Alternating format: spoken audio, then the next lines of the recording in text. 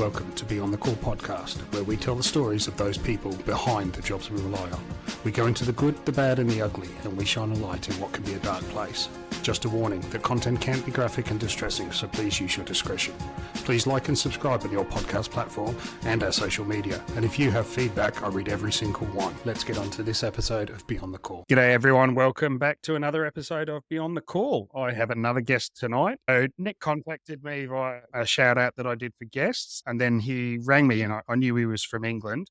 When he rang me through Facebook, I said, whereabouts are you from? For those that don't know, I grew up in England. I was there until I was 12 years old before I moved to Australia.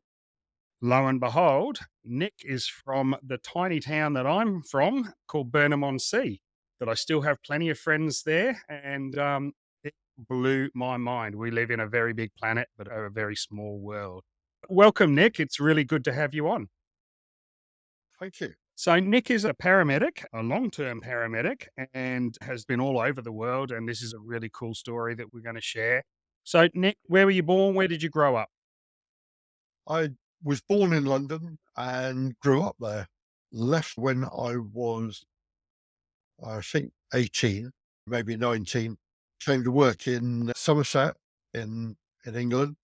I'd been to London College Printing and took up a job as a manager in a large printing company, printing books. At the same time, I also became a retained firefighter. So it's a sort of part-time job. You're on call, and my employer got a reduction in their fire insurance for hiring somebody like me. Releasing me from work. And I came to see and respect the ambulance service on a variety of jobs. Then I went off for a year in 1979 and I sold computers, which back in those days was different. Where 8K of memory was a huge amount. My first computer that my auntie bought for our family was a Sinclair Spectrum 48K, and we thought it was the best thing ever. Yeah. So that, for a variety of reasons, became quite difficult. I saw an advert to join the ambulance service. In those days, you joined as an ambulance man. Interestingly, the actual civil service rules that you worked under didn't allow for women. So ambulance women actually joined as ambulance men. Oh, so women could actually join, they just couldn't have it. Yeah, the rate of pay was for ambulance men. So God. that didn't get changed for several years. Wow. Seemed a lifetime away. Anyway, I worked in quite a small rural station, but we had a huge variety of work. So, I quickly gained a lot of experience. I rose up, became a leading ambulance man running a station, and then managed to get a job as a station manager. So I was running 3 stations overall and going to a lot of jobs within that. Then they rearranged things. So I was running 4 stations. Don't do too good a job or you get more work. Yeah, exactly. And then the assistant chief went off long-term sick. So I ended up spending nearly 9 months acting up in his job. Let's go back to what was a paramedic like in the 70s or early 80s? What was in your gear kit? What did you carry along? What was the most technological thing you had? You have to understand that nobody liked the term paramedic in those days. I was just an ambulance man. And we had a doctor's kit, as it was termed, which contained ET tubes and cannulas and so on. Didn't contain any drug at that time. No, So you could intubate, but no drugs. We couldn't intubate, but the doctor came along, he could. There was one job in my first 6 months. A woman used, do you remember electric carving knives? Oh, yeah. Yes. So for those that have never, they're like the hand mixers that you get, They've got serrated knives that go back and forth against each other, and you just push down and they cut meat. They're basically Yeah. cutting meat.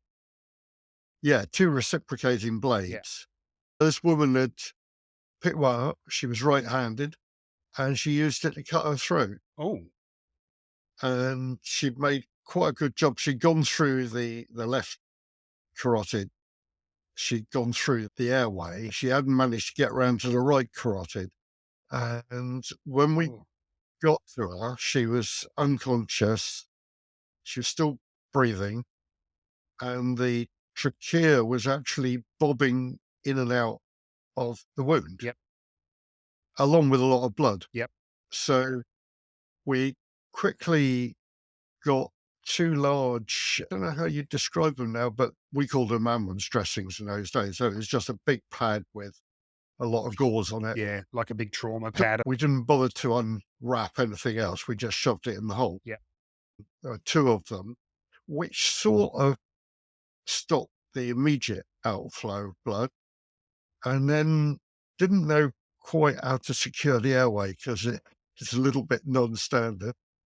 So I took an ET tube and just put it in through the wound. Yep. Involving trachea, and that worked. Well, it's one And, of those situations. If you do nothing, she's dead. It mm, doesn't work, she's still dead. and we got her into hospital where she promptly died, Yeah. but that's not that surprising. But before that, before I could go on my 6-week course at a regional training school, I'd been sent to hospital in Bath, which is quite a large city, and had a very progressive emergency department run by a guy called Roger Snoot, who worked closely with Peter Basket, an anaesthetist in Bristol, who'd set up one of the two sets of, we called them extended trained, but they were paramedics. Yeah. They'd assumed that because I was in an ambulance service uniform that I had experience. On my second day there, of 2 weeks, I actually intubated a patient in theatre. So that would have been about February 1980. So yeah, it was all very hit and miss at the start. Yeah, when I did Uh, our training, I did on the job training, and we did hospital placements. We did 3 days in maternity and 2 in theatre, or it might have been the other way mm, around. And getting to put in tubes and just seeing how long it takes for things to drop off and come back, it was a really good thing. They don't do that anymore because no, most of them are degrees. People have to pay for their own training and then get mm, employed. I think something that's missing is that controlled environment airway stuff that you don't get, mm, you know. I remember the anaesthetist saying, try and put another pillow under their head. Make sure you pull the light around here so you could. And we're like, the pillows maybe our boot. They could be upside down, and you might be using a torch. So, yeah, yeah, it's always easy in a yeah. controlled environment. Yeah, yeah. The big thing was that you may not have had the formal setup, but the patients were still just the same. Yep, they're still floppy. It wasn't as if Yeah, you didn't have patients that needed yeah, intubating. yeah. It's just that they were Uh, chemically induced instead of trauma or whatever induced. yeah, it was very strange. We had two schemes of paramedics, for want of a better term. One was the South Gloucestershire one, which was run from Frenchay Hospital in Bristol by Peter Basket. The other was under hmm, forgotten his name. A cardiologist in Brighton. Okay. He set up a scheme which was very much based on cardiac care, Yeah. whereas the Frenchay one was very much trauma based. And they slowly came together. Somerset, where I worked, was actually told that there was a complete moratorium on extended training. We weren't allowed to be. Was that whose decision? Like, who was trying to make that decision, and do you know why? That was the NHS, Ah, because there was a study at York which showed that paramedics didn't improve survival rates. And that was because they were bringing into hospital people who would have otherwise just died and wouldn't have had any treatment. Yeah. Later on, when I was station manager, we had our first official paramedic in Somerset Ambulance Service. He started work from Yeovil Station, where I was based at that time. And at the end of the first day, I had a phone call from the hospital to say that they had a 4-bed ITU. Yeah. And we actually sent 4 patients in. Luckily, two of their existing patients had died, so they were able to accommodate the 4. But they said, for heaven's sake, don't send any more in because we have no space. We're not used to them being delivered alive. Well, yeah, I think also, they just hadn't quite sorted out their A&E system to be able to receive these patients and pass them through, assess them and triage them. Yeah. So It's hard to believe how much change there's been in, it's only, 40 years? yeah, the thing is that paramedics is only a small part of the system that you have Absolutely. to have. The public wasn't ready for it as well. Yeah. Dark humor was always, if we get them to hospital alive and they die in hospital, well, that's your fault. We delivered them alive. Yeah. Did you do things like blood pressures? What was your skill set? Oh, yeah. Well, it was really difficult because we did blood pressures because we were taught to do them. But the sort of clinical leadership in individual ambulance services was very different from each service. Right. And they were tremendously risk averse. You couldn't take a temperature because of the risk of putting a thermometer in somebody's mouth. Yeah. Which was the only Yeah, way. that's the old mercury. I was actually told that I should stop taking blood pressures because there was a risk that I might leave the cuff on somebody's arm and cause damage. But equally, you could go out and do stuff, and there was no checking up because we weren't registered professionals. Yes. First aiders in a car. Was it 1999 before we actually?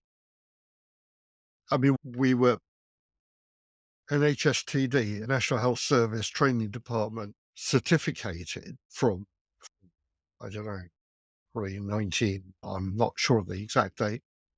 But then you went on, and 1999, I'm pretty certain it came in, we had the Healthcare Professions, it's now the Health and Care Professions Council, who register us. Yeah, I think that would be our version, which is the Australian Health Practitioners Regulation Authority. Yeah. So paramedics over in Australia, we only got registered 5 years ago. Oh, right. Yeah. Yes. And it has helped to standardize things quite a bit more. Absolutely. Do you remember what the first drug you got was?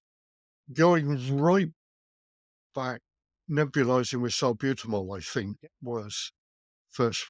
So for those that don't know, salbutamol is basically like a type of Ventolin for asthmatic type. I think. Because before that, what was the? Can you remember the treatment we used to be? I've heard this from a lot of long-term ones. They would actually tell them to drive and stick their head out the window. Oh, shit. But I can still remember going into a small local hospital. I mean, it's nothing like as remote as in Australia, but it was a small local hospital. And 10 miles from the next one. I had somebody very obviously having an MI, and they were quite correct in the diagnosis. But it was freezing cold night, and the window was open because she wanted to give him oxygen. We laugh. You can only do what you can do with the knowledge you've got at the time. We look back now and think how ridiculous, but at the time, that's all you could do.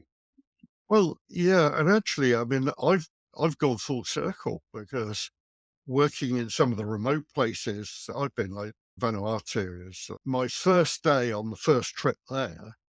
Minnie, a wonderful cleaner in the ambulance station, ran an induction course for me. And the first part of that was how to open a coconut. Coconuts are readily available pretty much on any trip that you do. Yeah. And if you've got somebody who's dehydrated, coconut water is sterile, It's better than water, it's, isn't it? It's got your minerals and all that sort of stuff. And yeah, it's hypertonic, and it's free. sometimes you get so reliant on tools and technology that you actually forget the basics are often the best medicine. Yeah, I mean, again, for crew, before we got to dexamethasone, we would put the kettle on Yep. in a British home. I remember receiving that as a child, Speaker. and you put Well, of put the course, tea towel over your yeah, head with the steam. you can't do it now because the kettle's cut out. They all get up to boiling and cut out. And the Well, hot shack, shower does, but yeah, then but they don't get you, hot enough anymore because of the safety and yeah, all that sort of stuff. exactly. So you're in charge now of 4 stations? Yeah. So You were yeah. So still a practicing paramedic or an ambulance man at the time? Like well, there was you were still going to ambulance right. patients? Well, then I went to Avon Ambulance and did project management. I was handling all the media relations as well. I did a lot of supporting a job and kept my hand in, as it were, by various means. From 1983, 1983, I've been sent to the Glastonbury Festival to tell the doctor who ran the first aid service there not to use so many ambulances. Unfortunately, I went native and ended up sat on, you understand what an Aga is? It's a cooking stove. Oh, right. They were originally coal-fired, Yeah. big cast iron range. The reason I mention that is the first aid facilities at the Glastonbury Festival then was the downstairs flat in the farmhouse, and it had an Aga, Right. and it was the only space that I could sit on. It was turned off at the time. Didn't have a fire in. I'd sit on that with 2-hand portable radios, one which controlled the 6 ambulances on site. Just for people that aren't aware, and I don't think many should not have heard of it, but the Glastonbury Festival, and we are going to talk about that in much more detail later on, is basically, it would be the biggest musical festival in the United Kingdom. Definitely in the UK. Yeah, and possibly it would be up there in the world, and it still is. It's Yeah, a huge, a festival with multiple bands, multiple artists, that sort of thing over a few days. It's where a tiny town becomes a very big town very quickly, and then they disperse again. So, sorry, so you were helping yeah. there. You found your little spot on the Auger. AGA. Ah, Right, Aga. You just wouldn't need one in Australia. Provides heating as well. we don't do central heating over here. Right. And yes, one radio I was controlling the ambulances, and the other I was calling up NHS ambulances to come and get people. We would get like 4 people who got fractured ankles, and we'd store them all up and then send them off on one ambulance. So that was my answer to getting them to call less ambulances. Just bunch them up and throw them in. That developed into a proper charity over the years, and I kept doing that as a volunteer. But the money that we got paid for doing that, because we were all volunteers, still goes into our funds. And then we were giving grants to small medical charities all over the world. We particularly featured the sort of medicine that people wouldn't necessarily understand.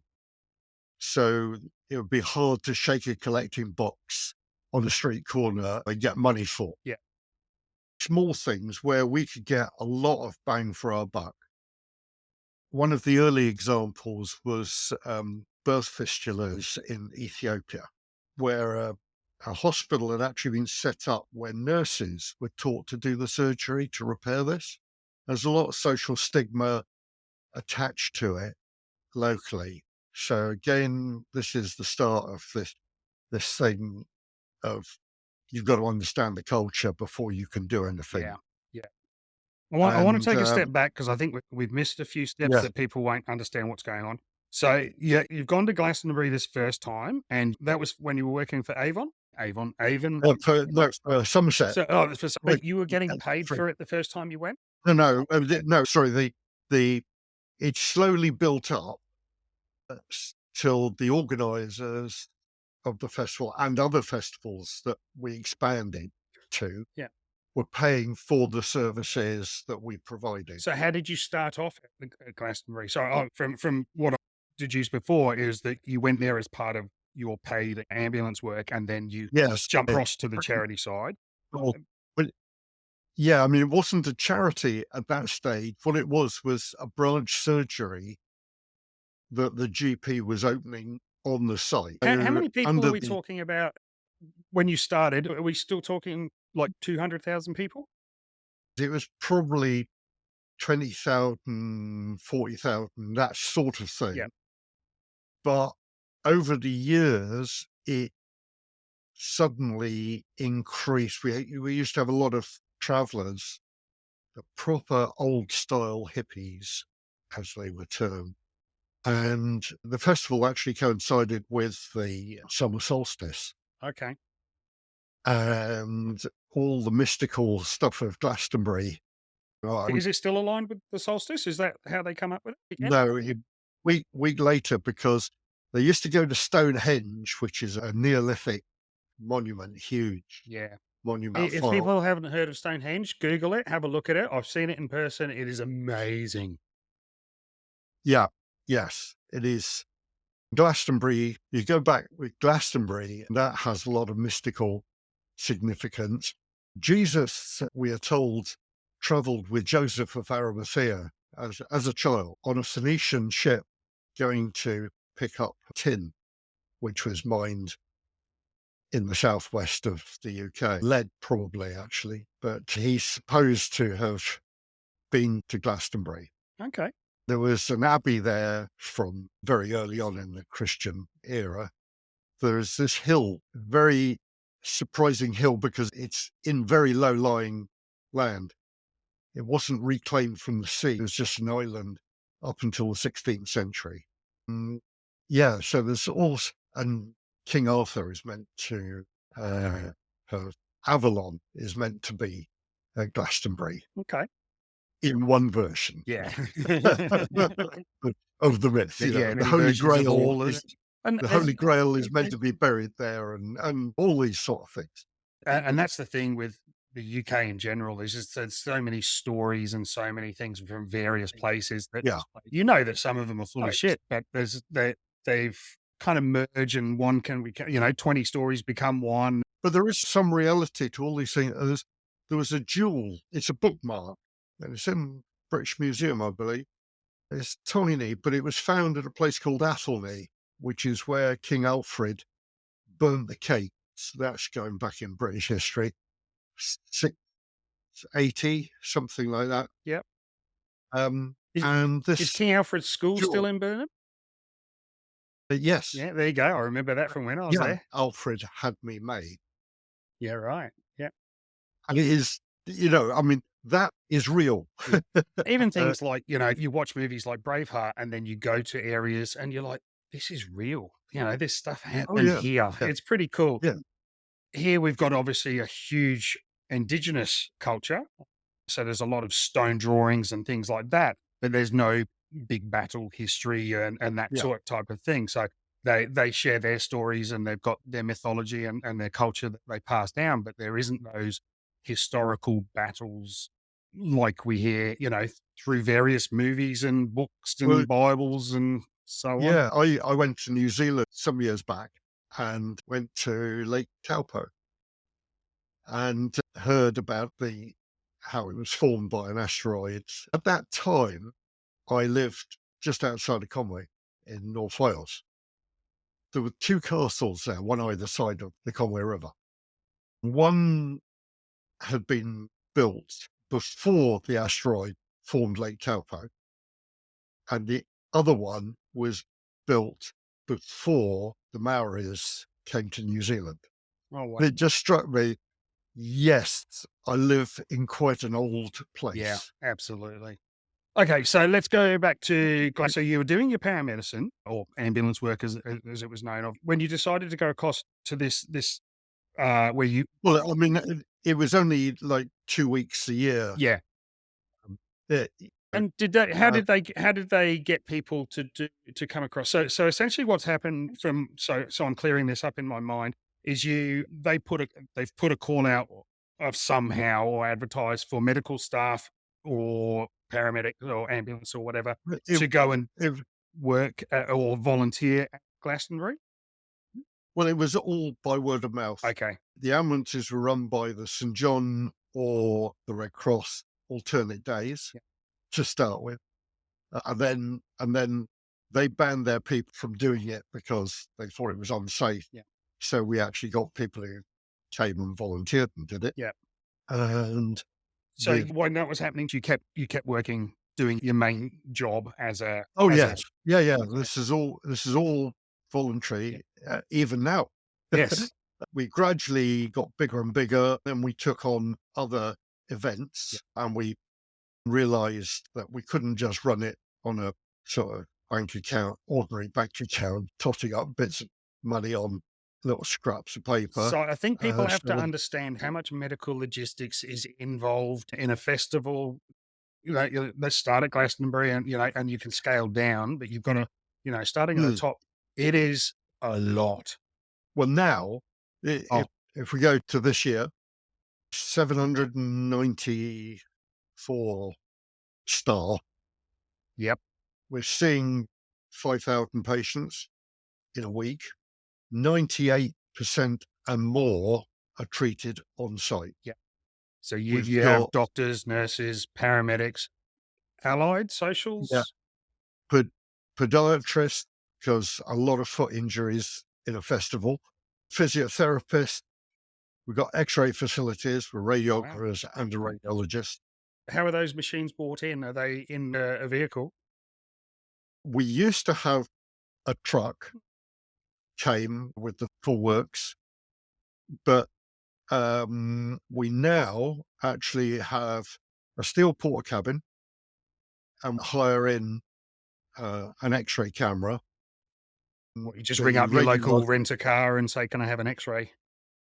There are people who rent x-rays. It's quite complex. You have to have radiation reports Yeah. and all this sort of thing, but we built up the expertise to do that.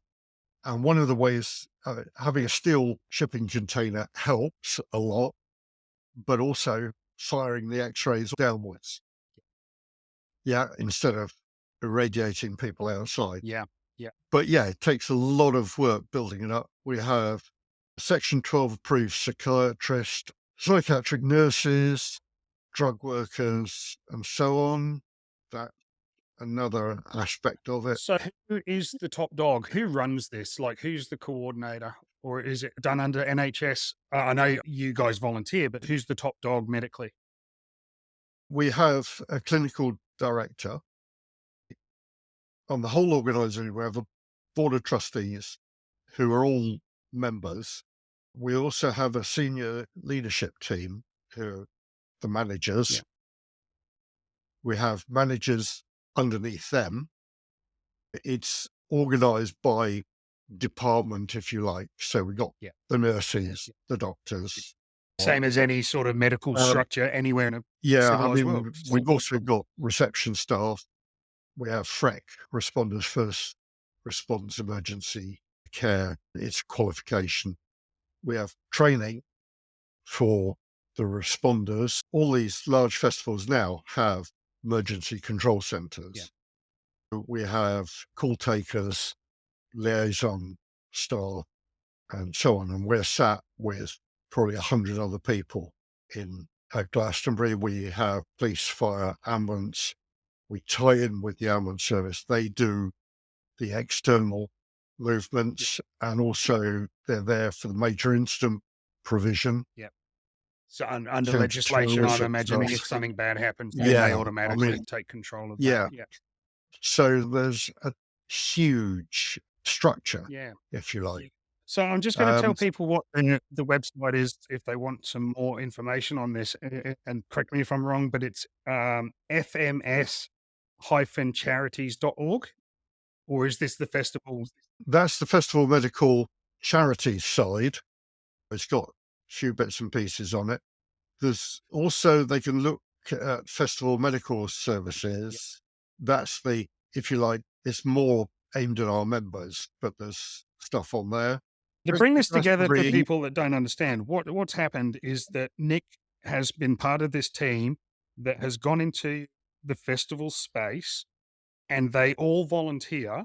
And instead of them receiving payment, those payments go into a charity that has come out of this to various yeah, things. Now, as somebody I've been event commander for a music festival up here with 25,000 people, and I'd be happy if I never did it again. It was the mm, scariest bloody thing I've ever done. One day, 25,000 people, more drugs than I've seen in my life, people asking you to retrieve drugs from places you shouldn't be retrieving drugs from. Oh, 100. I think we went through 100 on Danzatron, 100 bags of fluid, and it was nuts. That was just organized within our area and was probably 20 staff, maybe mm, 30 staff in yeah. total, and including 4 people dedicated to transporting. You're talking 200,000 people and 700 staff. So we are talking an event worth millions of dollars. Oh, yeah. Yeah. I'm, I mean, Glastonbury attracts the top artists. They perform almost for free because they want Yeah. to get That Glastonbury. title is almost a validation. I know Kylie Minogue's I been mean, there, and Coldplay, and, there's been a lot of Ro Aussie bands, Rose, and it is one of the highlights. They all say it. And yeah, you just see it on TV, and it just looks, I would call it the British version of Woodstock.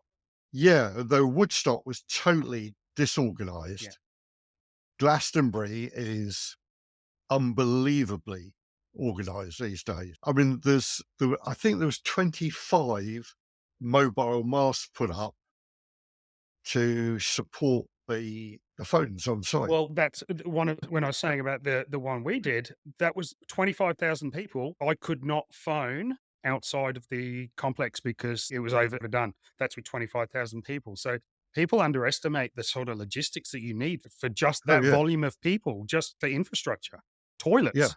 yeah. Were you involved in the charity side where the money went when you Well, started it, or how did that come about? it grew organically. I think the first grant we gave was £600. That's my memory of it anyway. Later on, we were asked to get a diathermy machine for a hospital in Kenya. And we did that, got it shipped out, and that was £1,500. And then they came back and they said, could we pay for a generator because they didn't have any electricity? So we learned that you actually have to go into these things a bit more deeply. We've done a lot of learning along the lines. Last year, we gave something like £200,000 in grants. They're typically £3,000 to £5,000, some as high as 15,000. Generally, all Um, medical field?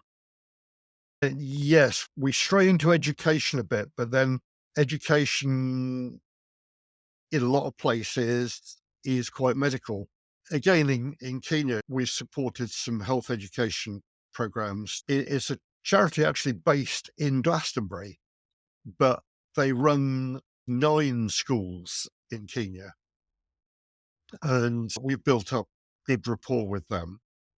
And things like education in FGM is really important, so that's where the crossover comes, and hand washing, all these things. So they're health programs, but run through the school. Yeah. Then they came to us about a year ago, I think, asking, they were saying that they've had terrible drought there. Food was getting really scarce, and a lot of the children couldn't concentrate because they were using all their energy to walk Yeah. to school. Yeah. And some couldn't even make it because the level of nutrition. So they wanted 100,000 lunches.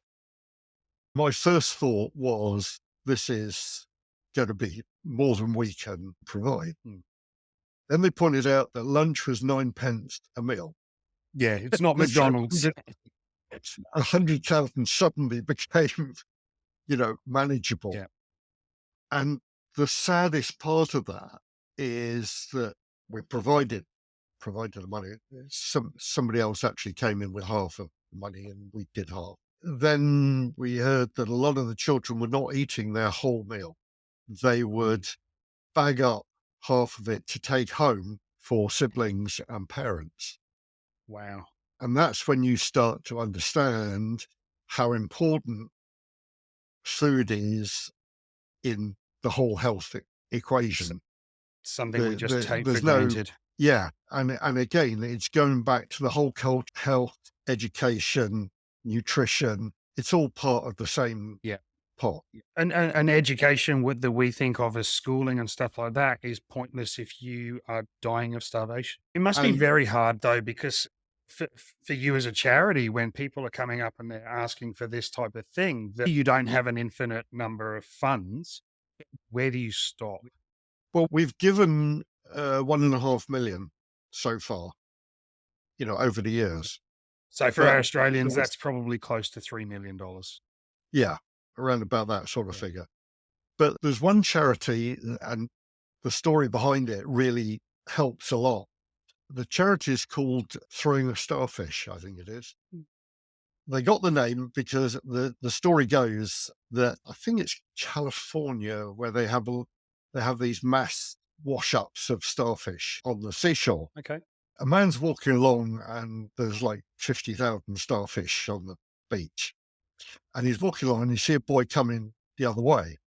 And the boy stops and picks up a starfish and throws it in, walks on a few more paces, picks up a starfish, throws it in. And the man comes up to him and says, what you're doing isn't going to make any difference. The boy picks up a starfish, throws it into the sea, and he said, well, it did for that one. Yeah. I've heard that story And recently and I don't know where, but it's just one step at a time, isn't it? yeah, we're doing it. Funny enough, about 10 minutes before speaking to you, I got a thing from Humanity and Inclusion. There used to be Handicapped International. It's actually a French charity. They work in 41 different countries, I believe.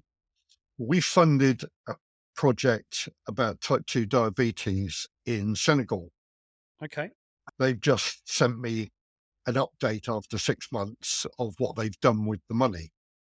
They've been educating people about what to eat and suggesting diets for them. It's funny, as a Western person, we just think of that as a fat Western disease. I wouldn't even Yeah, thought of somewhere like Senegal or these African places having type 2 diabetes as a major issue.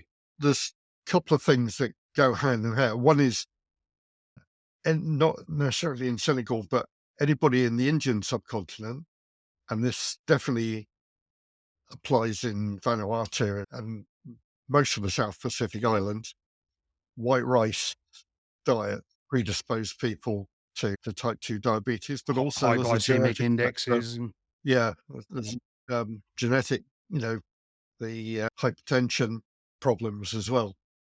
The diet has a huge role to play in this. They've spread the word and it's having a big impact because you can put these things right quite simply. It's not a question of billion-dollar projects to do things. Yeah. It's just educating people. For a lot of research in our countries, a lot of that money goes to not the actual projects, it's red tape and other stuff. Mm. I mean, you know Billy Connolly? Yeah. Yeah. Yes. Yeah. Did you know there's a thing called the Billy Connolly diet? No. It comes from many years back when he was on about fat people. And he said, it's really simple. You've just got to eat less and move more. Yeah. But it's the wanting some high tech, deeply researched fantasy. Yeah. Well, look at how many billions of dollars have been made from the weight loss industry. Most of it. Yeah. It's fairly simple what you've got to do. Yeah. Okay, so History, I do.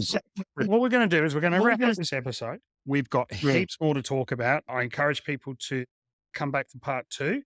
There is a huge part of Nick's story to tell, a lot of stuff he's done overseas. If you've got any questions, please make sure you contact me anytime, beyondthecallpeter@gmail.com, and we'll see you soon for part 2. Thanks for listening to this episode of Beyond the Call. If you like what we're about, please make sure you subscribe, and if you can leave a review, that would be appreciated. If you have feedback or suggestions for future guests, please contact me via my socials. Please share with your networks and help me expand my reach. It's a great privilege for people to share their stories and allow us to go beyond the call.